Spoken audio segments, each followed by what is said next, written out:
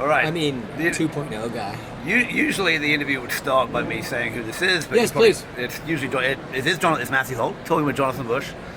Hello, Still, Matthew. Hello, 2.0ers. As you said, years later, still the CEO of Athena. Clinging, kicking the others, kicking them off back. the top rung of the ladder to the treehouse. I just heard that the pretenders are going to be sent to the Jeb Bush presidential campaign. The pretenders, no. Unfortunately, the Jeb Bush campaign is going after my best people. So, Jeb, I am now the first official presidential assassination risk to George Bush. Thank you for Jeb Bush. Well, George Bush is. Sorry, that Jeb. other guy is the other one is he's here in a couple of days. He is here. Probably the Secret Service is probably IT. going to be like reviewing this, and I can't say that the healthcare blog. If I were to brainstorm who the president would be, who would be speaking at him, the first name would be President Georgie. But I do remember my one Oval Office meeting with George Bush before 9/11. The only time I ever got to meet him in the Oval Office. He's like, first of all, it took me like 5 minutes to convince him that I was the CEO of a thing, because he knew me as He'd met you before, yeah. right?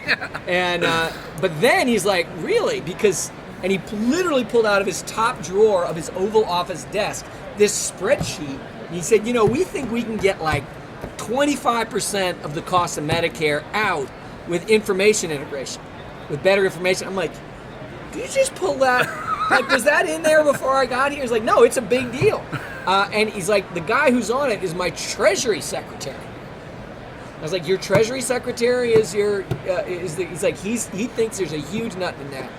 And then the president of Brazil showed up and it was over, and then 9/11 happened and I never talked about it again. Never actually got, no, he did, but don't forget, he eventually put Brayler there, right? If you think about Brayler, I've never given Brayler credit for anything because I never thought he deserved any credit. But the way he talked about interoperability, right? I didn't quite get what inflection point he started, because everybody at the boat show here has spent, most people at the boat show are either fledgling startups that will be dead in an hour, or dinosaurs that are rooted into the earth, and until the water dries up, they will continue to move around, crushing ants. But what he really started to talk about was this. It was a new idea then, that talking only to yourself is not enough. Because before Brayler, it really was enough, right? Yeah. I mean, acute care days was going up. You were adding more and more to the hospital. And the hospitals were all growing out of the early modality IT systems, right? There wasn't a company that did, Siemens did the lab IT. Why? Because they had a lab spinner that they wanted to make attractive and easy to use in the workflow, right? So all these guys had these modality systems, and HL7 and the original ADT systems and the original CIOs, the only thing anyone asked them to do was make themselves talk to themselves, make their lab department talk to their ADT system and their pharmacy department. And you have big companies that do that, right? And they did it. Yeah. I mean, Epic and Cerner and Meditech and all these guys did what society was asking. And no sooner had they finally cracked the code, and they were just like, God damn it, I've done this, but no one's buying it. Right? The government says, here's some money, everyone go buy it. Everyone buys it. They go, shit, I don't like this because it's not interoperable. Right? Like, what do you mean it's not interoperable? Your front door now talks to your back door. But they're going, no, I didn't want that. I mean, maybe I wanted that, but now I want to talk to the whole neighborhood. And today, in 2015, we're having to talk to the whole nation, right? You've got all kinds of cloud-based care companies and all these for-profit hospital chains that have a wide array of hospitals, but not enough volume in any one to host a specialist or even a radiologist, right? They're having to say, no, I want to be able to do care at 20 hospitals, 50 hospitals, right? And all of a sudden, interoperability, all that work that was done to make the whole hospital talk to itself is sort of nice, but not that important. Not enough. And this inflection point that Brayler started talking about, he didn't do anything about it because, he thought that the government was separate from the society, but we obviously got over that. But anyway, that was an interesting moment. $28 billion later, right? Yeah. So, okay, two things for you to riff on. I don't. As you may know, I don't ask Jonathan direct questions because it's pointless. But anyway, I will always answer a direct question. All right, but then I'll get distracted. Okay. So the dinosaurs and Commonwealth. What is it? What's it doing? What is the difference between Commonwealth and care equality? And how are we supposed to figure this out? And what's it got to do with fire and Argonaut? And it's and like, then I'll what ask was you how that to wonderful? Was it Land Before Time, and the dinosaurs, and they were like, "Don't worry, there's a valley. We got to get to the valley. There's still water in the valley." And all the big diplodocuses, we have to get to the valley quickly. And in the children's cartoon, I think it's Land Before Time. They get there, and there is a valley, and they drink, and they're happy. Because I guess that we didn't want the kids to know that the dinosaurs ended up dying. They did. Sorry. Dead. They're all dead. So I do sort of feel sometimes like Commonwealth is this valley, where if you can get there and get an interface to it, then you're interoperable, and you'll drink for a while. And you will. I think you will. I think if you get there and you'll connect, you'll drink for a while. But you're probably still going to die. I mean, okay. Well, let's talk about that for a second, because you just mentioned before we got on, right? The hospital in Louisiana where they have to print out the thing and send a piece of paper parallel to the EMR. We've heard a lot about, Bob Walker just wrote this book, all about the digital doctor and how, yes. Which he interviewed you, interviewed right. Judy and Carl over at Epic. He interviewed me. I got like quarter inch. But anyway, but if you think about a couple skeptical words in there somewhere. You got enough. I like skeptical. But you shall see, but we shall see. But here's the sort of question. We've done that installation. The effort involved to get that system off those systems. Now they just put them in to go to something that's different. Right. How do you get there from here? Right. And is this all right? It dies when it is dinosaur. I will now reveal for you geologic era. I will now reveal for you my newest Ages of Man exhibit for the Museum of Paleolithic Computing. Okay. Ancient history is HL7 and the pursuit of interoperability. Right. This is where the CIO is God, and he or she decides what message shall be sent, and can therefore define exactly what the receiver looks like, and zook, they fit together as long as somebody doesn't add a third system. And therefore was born a very important historic artifact, the CIO of the year. Because the CIO has a lot to do with deciding the messages, the versions of HL7, et cetera, that are used, right? There are today in HL7 1,000 different ways to define a CBC or an A1C or any other message, right? What's happened since that ancient time, we are enthralled in a battle, kind of the current day, this current, what we think may be the end of days, but of course won't be, is what I would call intra-access and shipping. So this is this era where it's like, I'm not getting on your system, I'm Target. I'm not getting on to Happy Valley Medical Center's copy of Epic or Cerner or whatever, no matter how good it is, no matter how happy you are, because I've got 1,000 Target stores this way. I'm not going to build my life around this way. So all of a sudden, after building this moat, the local hospital's frantically building a bridge across the moat to try to get the Target patients in, right? And so now, I don't want to see, as a Target clinic or whatever convenient care player, the bowels of this patient's chart and the nursing notes, etc. Maybe I might want to, on investigation, see more, but what I need is a tweet.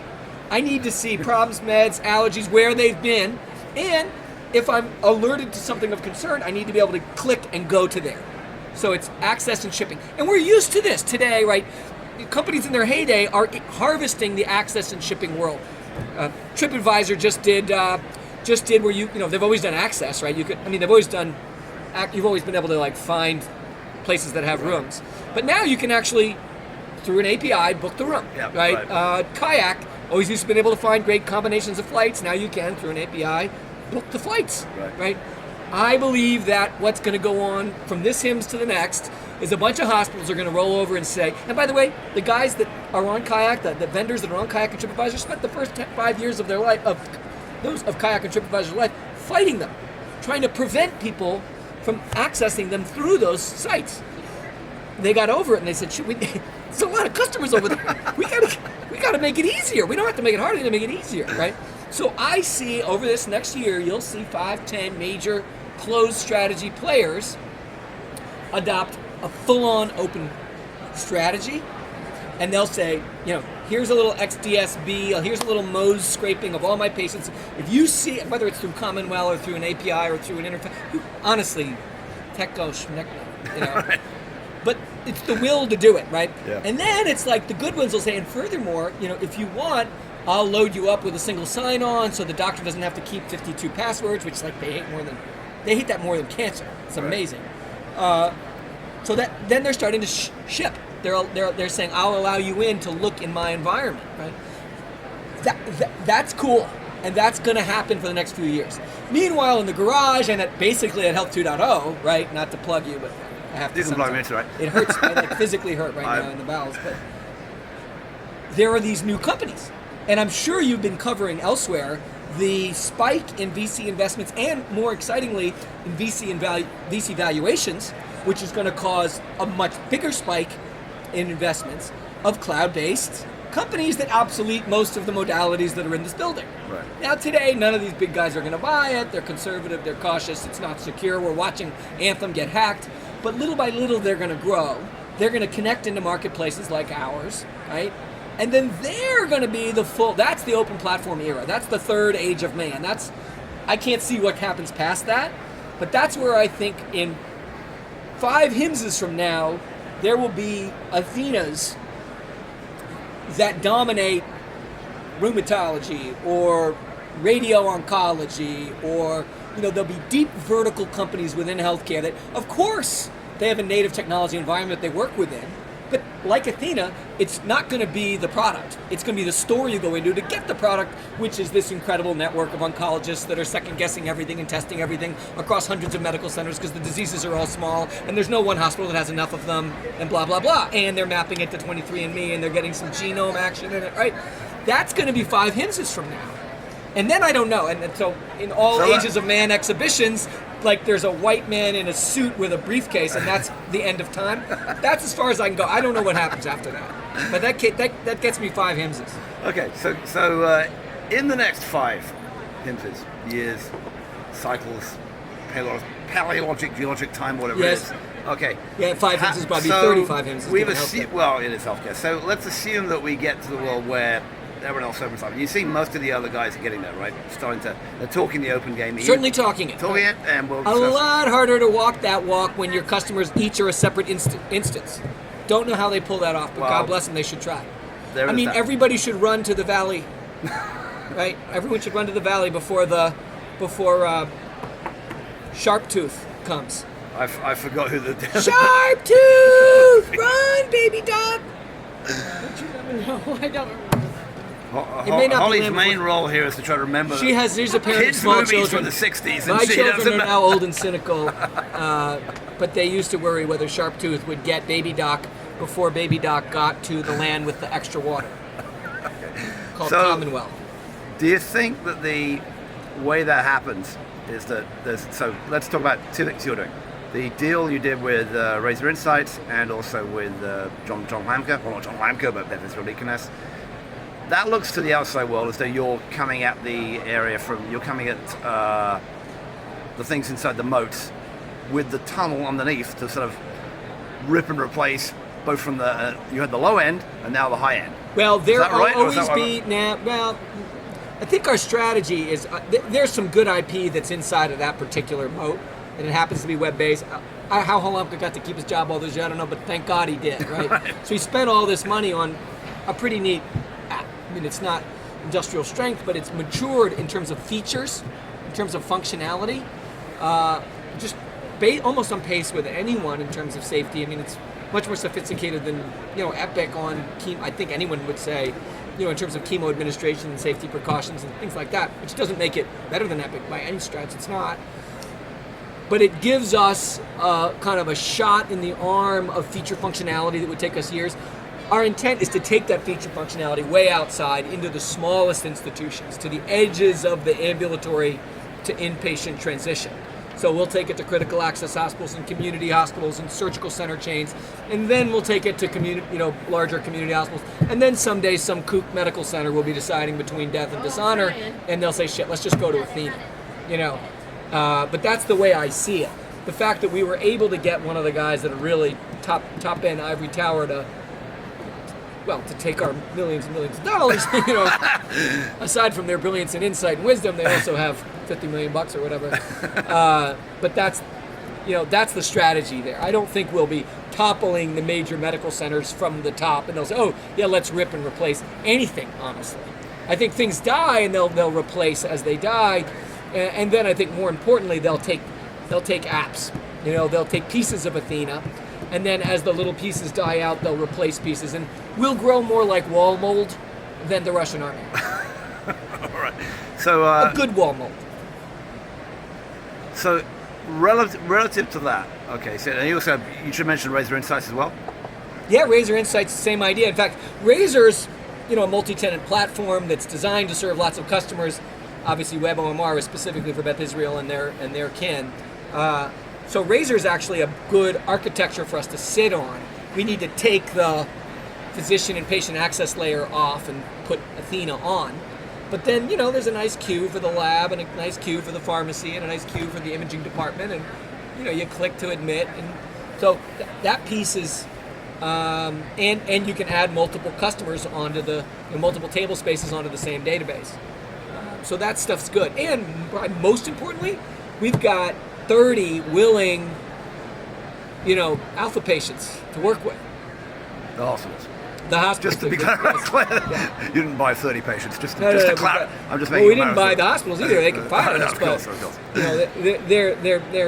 They're in relationship, and so Right. as a result, they're excited. I mean, I visited 3 of them. I've spent actual time in the halls and emergency rooms of 3 of them, and they're eager to see what we do, so they can learn to trust us, but they want to trust us. All right, last one. So let's helicopter up a little bit from the IT part. Yep. Go back to the guys in the moats, the book you wrote last year, the way it's going. Talked to one of your friends the other day, Daniel Palestrandis out Pareto, and he said, Yes. I think that my analysis shows that if our thing works, and they're a startup, so we'll see, but you probably only need, and you go back to your specialty oncology thing. We have 128 academic medical centers, and we have all these big hospital chains. How many do we really need, and how many are going to die forgetting the IT issue? How many are going to die or go away or change? Right. Where do you think we are now in that whole process? Man, it's a good question. I think I'm a big believer in that Nicholas Taleb book, Black Swan. Yeah. I don't think they die out slowly and gracefully. I think they die out by surprise due to some shock to the system that no one planned on. But then when you look back on it, it made all the sense in the world. I don't exactly know what that shock to the system is. Part of me thinks it might be something that goes on with the convenient care players. And suddenly these guys are actually doing better and more sophisticated population health. Then one of them gets a global budget contract, and they know the margins on imaging, which is holding most of these guys up. If you peel back most of these, sorry, this is not a secret. I'm not revealing anyone's secrets. Everyone knows this. Imaging holds up most academic medical centers. And if some slick urgent care executive or some, Optum, somebody who owns both the risk and the provider, does the math, doesn't take much of a needle to let the air out of that balloon. That might be the black swan, but and then maybe a lot of them have borrowed a lot of money to buy really big systems. Maybe we saw during 2014, we saw 11 health systems drop at least 1 credit rating between the JP Morgan of 14 and the JP Morgan of 15. So it's something like that. I think the ones that survive are the ones that virtualize, that build more than just employment type relationships with physicians and build them with more than just their own geography. And brand out. Brand out. And you can't have 128 I had breakfast brands. with the guys at XG this morning. Adorable, watching a long time vendee try to become a vendor. They did everything wrong, but they were, they had the guy in the suit greeting the cars to walk them to the right room, but his suit was kind of earth tones, and the sales guys who came to our thing were like, so that guy's trying to be me? I'm like, don't worry, it's their first one. They'll get better. But, that idea of virtualizing, that I feel like Glenn Steele is like Frank the Tank. Like he is bravely streaking down Main Street, which he knows would be awesome if everyone did it, and the one that does it will be the one that wins. And it's more than just Geisinger, right? But it's a lot less than everyone. Right. And so the first kooks that go out there and virtualize and redefine their catchment area, I think the for-profit chains have a huge opportunity here because they can build a hub. They have all kinds of spokes. They could build their own hub. You could imagine 24-hour oncologists, urologists, not so much urologists, but half of cardiology, 90% of dermatology, all these things could be virtualized. Sure. And that would allow a much smaller, lower cost physical plant footprint to be just as feature rich in terms of, or almost as feature rich in terms of what they could do. If you have a tertiary medical center at the hub, I mean, you're talking the ability to do everything. So I think that, I don't know, I just rattled off a bunch of scenarios, something about the virtualization, something about somebody outside the moat getting whole dollar risk, Yeah. who's got sophisticated management and a balance sheet. And we will see the Black Swans. Hang on, the Black Swan is the event, or is the Black Swan the things that get killed because of evolution? I can't remember. The Black Swan is the statistically impossible event. That actually does happen. But if you look back over history, all of history is defined by statistically impossible events, right? So it's sort of like, oh, we can't plan for that because that's impossible statistically. Like, it's the 500-year flood. But every single time, that's what defines our history. Look back. Like, who would have forecasted World War I because of Franz freaking Ferdinand? Like, what? No way, right? But anyway, Black Swan, and here we are. All right. Okay, so we're on world history, which is the kind of topic you talk about when you're talking to Jonathan Bush. This is world history, people. Himss is world history, if we make it that way. All right. So we're Jonathan Bush, CEO of athenahealth. Jonathan, thanks for the world history lesson. Thank you, L2.0.